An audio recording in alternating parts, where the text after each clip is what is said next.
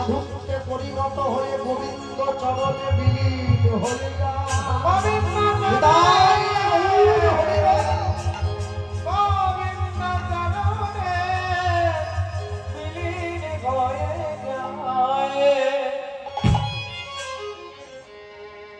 অনেকগুলো করে ছেলে মেয়ে জন্ম দিলেই যদি আসল পুরুষ হওয়া যেত, তাহলে জঙ্গলের রাজা বাঘ নয়, জঙ্গলের রাজা হতো শূকর। শূকর 6 মাস ছাড়া 10টা করে বাচ্চার জন্ম দেয়, বছরে 20টা। বাঘ 12 বছরে 4টে বাচ্চার জন্ম দেয়। জঙ্গলের রাজাকে শূকর না বাঘ? বাঘ। হ্যাঁ, 100টা সন্তানের জন্ম দিয়ে কি করবে? কোনটা কাগজ কুড়ুনি আলা, কোনটা চুল আলা, কোনটা খাতা বই বিক্রি আলা, কোনটা পুরনো টিন ভাঙা আলা, ও জন্ম দিয়ে কি করবেন? একটার জন্ম দেবেন যেটা 100টার সমান হয়ে যাবে। হ্যাঁ, যে সমস্ত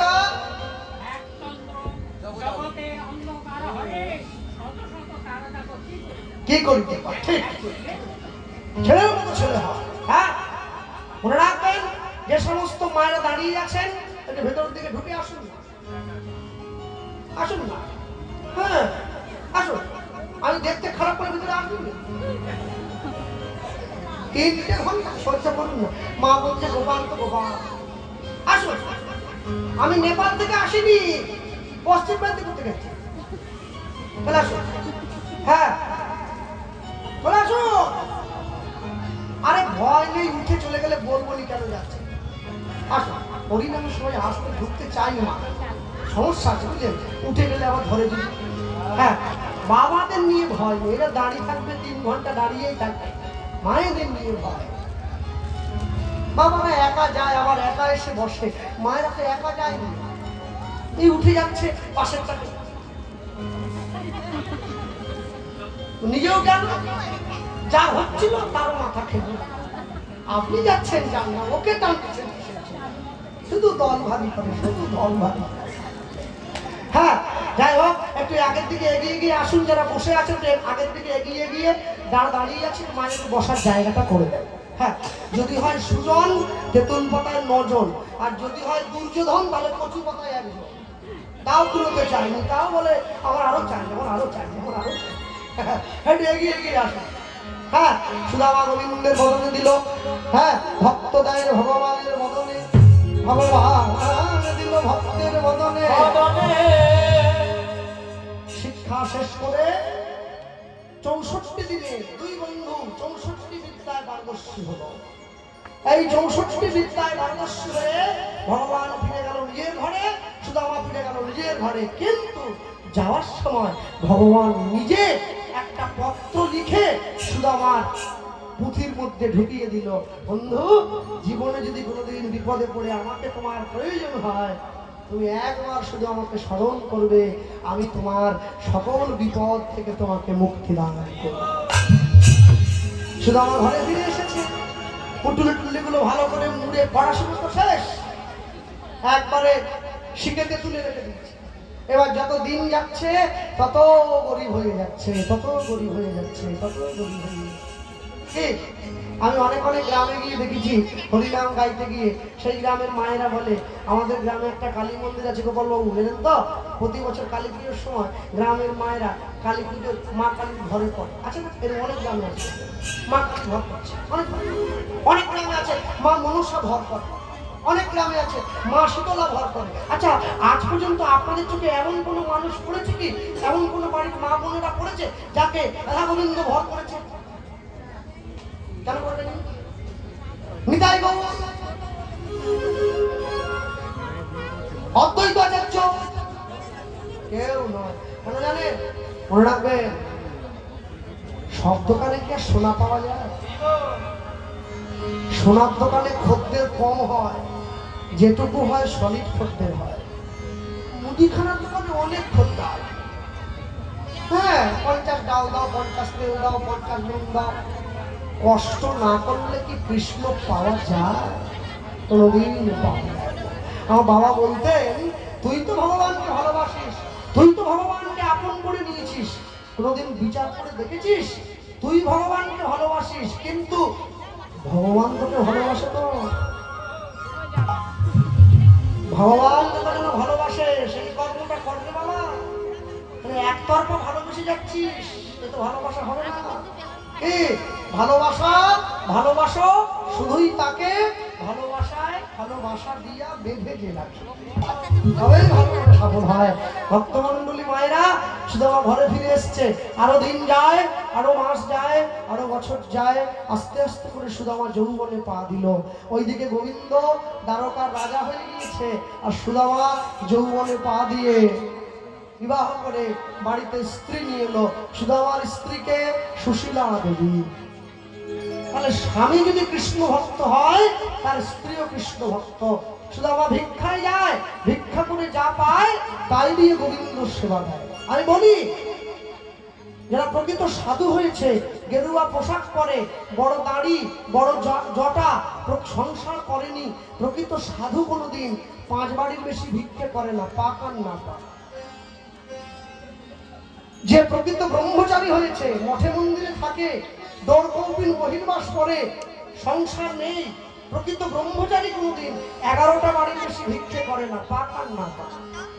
যে প্রকৃত ভক্ত হয়েছে, সংসারে থাকে কিন্তু স্ত্রী পুত্র আছে, ভগবানকে সেবা দিয়ে দিন কাটায়, প্রকৃত ভক্ত কোনোদিন 21টা বাড়ির বেশি ভিক্ষে করে না, পাক আর না পাক। কিন্তু আমার মতো ভিখারি আমি করি না, বলছি একদিনে 3 পালা গান হলেও করতে চাই। সকালে আমতলা, বিকেলে জামতলা, আর রাতে কেওড়া কলা কলা কিছু একটা হয়ে যাচ্ছে, যাই হবে। ভগবান বলে তুই করছিস, আমি তো মালিক রে, বসে আছি রে, 2 দিন পরে আমিও ব্যবস্থা করব। শুনেছি মেদিনীপুর থেকে ভেলোর নাকি কাছে হয়, ভেলুরে একটা সিট বুকিং করবো, বলা তো বন্ধ হয়ে গেল। যা টাকা রোজগার করছিলি বস্তা ভরে ডাক্তারকে দিয়ে দিতে হবে, লোভে পাপ। বলো জানেন, হ্যাঁ, যে লোকটার 500 সুগার আছে, ও মিষ্টির দোকান দেখলেই টানা হয়ে চলে যাচ্ছে, বলে জয়নগরের মোয়া আমাকে টানছে। জয়নগরের মোয়া আপনাকে টানেনি, আর তার মরণ আপনাকে টানছে, আপনি খেলেই মরবেন। জীবনে যত লোভ বাড়াবেন তত দুঃখ বেড়ে যাবে, তত লোভ কমিয়ে ফেলবেন, দুঃখটাও কমে যাবে। হ্যাঁ, ভক্তমণ্ডলী ভক্তিমতী মায়েরা, সুদামা গিয়ে ভগবানের নাম নিয়ে ভিক্ষা করে, ভগবানকে সেবা দিয়ে প্রসাদ পায়। কৃষ্ণ নামের মালা গেথে, কৃষ্ণ নামের মালা গেথে, মালায় পড়ে না রাধা নাম সাধাবাসী সৌর ভরে মিথ্যে। কৃষ্ণ নামের মালা গেথে, কৃষ্ণ নামের মালা গেথে, গলায় পড়ে না রাধা সাধাবাসী সৌর ভরে না। বাহুগুলো আমার রাধা সাধাবাসী সৌর ভরে না। কৃষ্ণ নামের মালা গেথে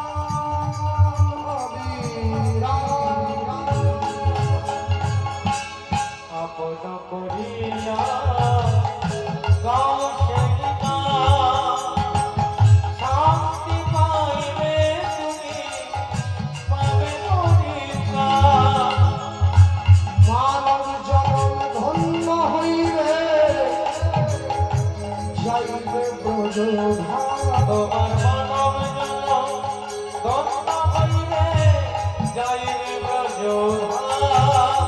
মানব জনম ধন্য হইবে যাইবে ব্রজধাম।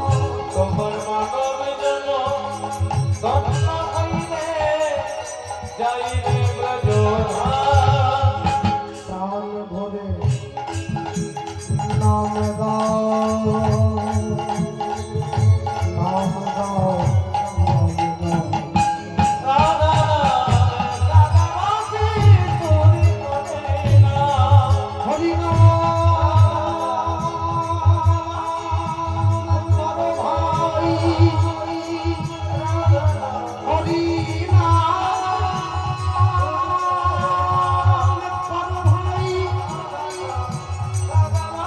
হরি নাম করো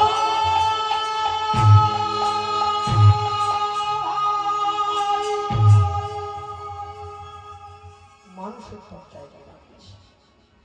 সারাদিন ভিক্ষা করে সন্ধ্যেবেলা এসে ভগবানের মন্দিরে রান্না করে ভগবানকে ভোগ দিয়ে প্রসাদ পায়। ভগবানকে বলে, প্রভু তুমি আমাকে দুঃখে রেখো, তুমি আমাকে কষ্টে রেখো, কেন জানো? দুঃখ পেলেই তো আমি তোমায় ভালোবাসবো, সুখ পেলে তো আমি তোমায় ভুলে যাব।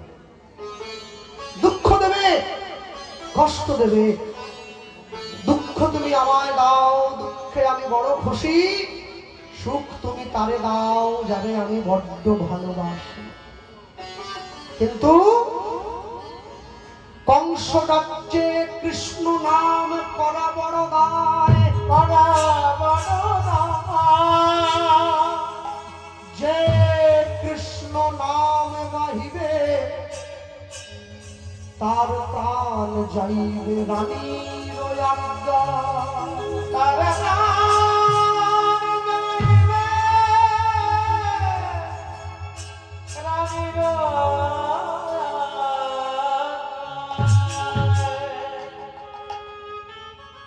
কংসের রানী ঘোষণা করে দিয়েছে, আমার স্বামী হত্যাকারী যে কৃষ্ণ, এই রাজ্যবাসীর আজ থেকে কৃষ্ণ নাম বন্ধ।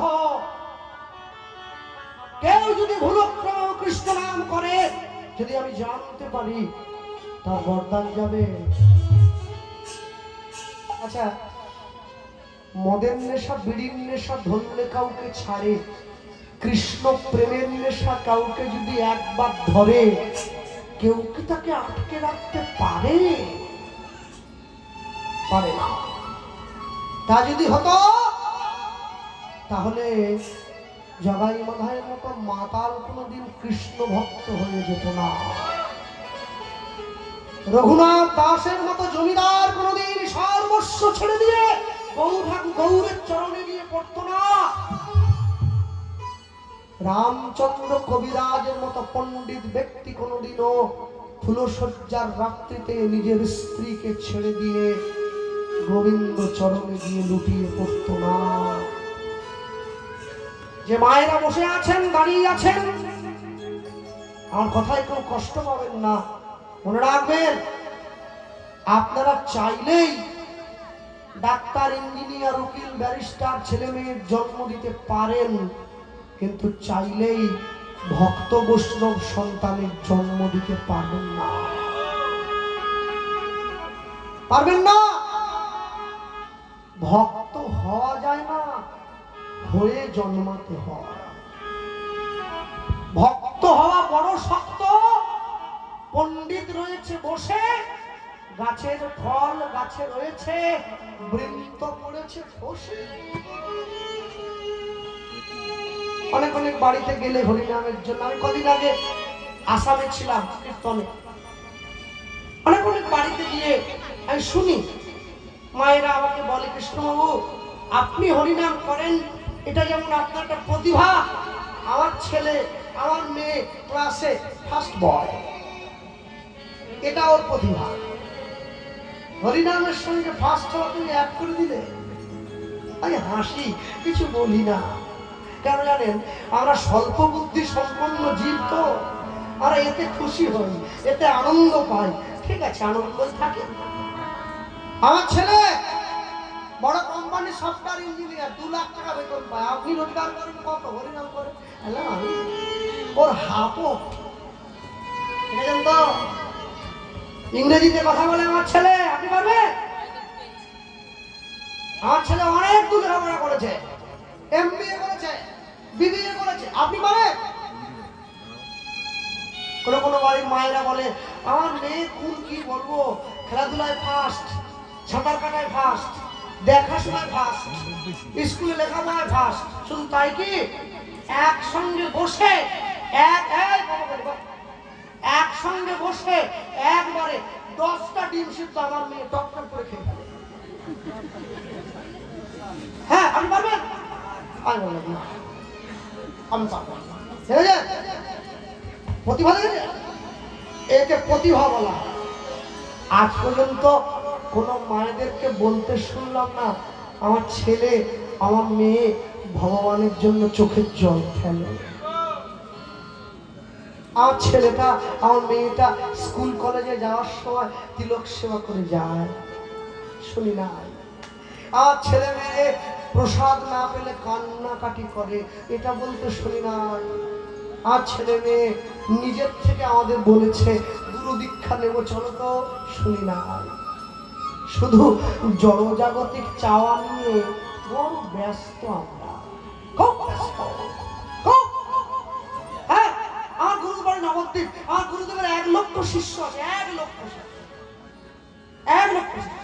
সারা বছর মন্দিরের শিষ্যরা আসতেই আছে। আমি যখন গুরুবাড়িতে যাই, শিষ্যরা প্রণাম করে গুরুদেবকে, বলে গুরুদেব এই যে একটু আমার মাথায় হাত দিন তো, আমাদের বেতনটা বেড়ে যায়। গুরুদেব এই যে আমার স্ত্রী, একটু মাথায় হাত দিন তো, 2টো মেয়ে হয়েছে, সামনে বলে ছেলে হাত। গুরুদেব এই যে আমার মেয়ে, একটু মাথায় হাত দিন, ভালো জামাই একটা পায়।